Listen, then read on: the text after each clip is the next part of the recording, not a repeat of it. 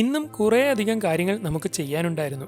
Welcome to day 121 of build a dream house in 730 days. രാവിലെ തന്നെ കുറച്ചു പേർ നമ്മുടെ വണ്ടി നോക്കാൻ വരുന്നുണ്ടെന്ന് പറഞ്ഞതുകൊണ്ട് നേരത്തെ തന്നെ ഷോപ്പിൽ ചെല്ലുകയും കൃത്യസമയത്ത് തന്നെ അവർ വന്ന് നമ്മുടെ വണ്ടിയൊക്കെ ചെക്ക് ചെയ്യുകയും ചെയ്തു. ശേഷം നമ്മുടെ റിയൽ എസ്റ്റേറ്റ് ബിസിനസിന് വേണ്ടി ഒരു നമ്പർ എടുക്കാൻ വേണ്ടി പോവുകയും അങ്ങനെ നമ്പറൊക്കെ എടുത്തു കഴിഞ്ഞപ്പോൾ നമ്മുടെ എ സ്റ്റാർ ഡെലിവറി എടുക്കാൻ ആള് വന്നു എന്ന് പറഞ്ഞുകൊണ്ട് വിളിച്ചതുകൊണ്ട് അതിന്റെ കാര്യങ്ങൾക്ക് വേണ്ടി നേരെ ചെല്ലുകയും അങ്ങനെ പേപ്പർ വർക്കും മറ്റുമൊക്കെ ക്ലിയർ ആക്കിയ ശേഷം വണ്ടി സെയിലാക്കുകയും അങ്ങനെ അവർ നമ്മുടെ കയ്യിൽ നിന്ന് വണ്ടി കൊണ്ടുപോവുകയും ചെയ്തു. ശേഷം നേരെ ഒരു പ്രോപ്പർട്ടിയുടെ കാര്യം നോക്കാനും മറ്റുമായി പോവുകയും അങ്ങനെ സ്ഥലത്തെത്തി വീഡിയോ ഒക്കെ എടുത്ത് സെറ്റ് ചെയ്ത് ക്ലിയർ ആക്കിയ ശേഷം ഒരു വണ്ടിയുടെ കേസിന് വേണ്ടി തിരുവനന്തപുരത്തേക്ക് പോവുകയും ചെയ്തു. തീരദേശം വഴിയാണ് ഇത്തവണ പോയത്. ഒരു കൊല്ലം ജില്ലക്കാരനാണെങ്കിലും എന്റെ ലൈഫിൽ തന്നെ ആദ്യമായിട്ടാണ് കൊല്ലത്ത് നിന്നും തീരദേശം വഴി തിരുവനന്തപുരത്തേക്ക് പോകുന്നത്. പോയ വഴിക്ക് നല്ല മഴയുണ്ടായിരുന്നു. അങ്ങനെ ലൊക്കേഷനിലെത്തി. ഓടിയാണ് വണ്ടി. നമുക്ക് കാശ് കൊടുത്ത് വണ്ടി എടുക്കാൻ പറ്റില്ലെന്ന് അറിയാവുന്നത് കൊണ്ട് ഓണർ നമ്മുടെ കയ്യിൽ വണ്ടി തരികയും വിറ്റിട്ട് പൈസ കൊടുത്താൽ മതി എന്ന് പറഞ്ഞ് തന്നു വിടുകയും ചെയ്തു. സത്യത്തിൽ ഓരോ ആളുകളും നമ്മളെ എത്രത്തോളം വിശ്വസിക്കുന്നുണ്ടെന്ന് ആലോചിച്ചിട്ട് എനിക്ക് തന്നെ കണ്ണ് നിറഞ്ഞു പോകുന്നുണ്ട്. എന്തായാലും ആ വിശ്വാസത്തിന്